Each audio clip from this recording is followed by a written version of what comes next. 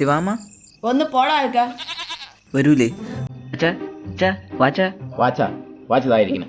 അയ്യോ, ഈ ഒരു സാഹചര്യത്തിൽ 1988 വസന്തകാല കോമഡിയൊക്കെ എനിക്ക് പറ്റില്ല അച്ഛാ. വാച്ചാ, ടോർച്ച് എടുത്തോണ്ട് വാച്ചാ.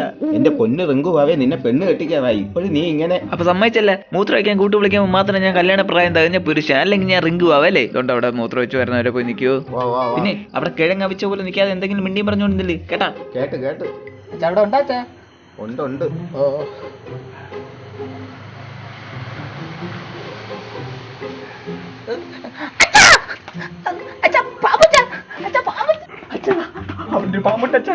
നിനക്കത് തോന്നിയതായിരിക്കും. ഇല്ലച്ചാ, ഞാൻ മൂത്രം വെച്ച മാവിന്റെ മൂട്ടി ചെന്ന് നോക്കാം. അതെന്റെ അടുത്ത് ഞാൻ ഇങ്ങനെ വന്ന് ഞാൻ കണ്ട് ചെന്ന് നോക്കച്ച. ചെല്ലച്ച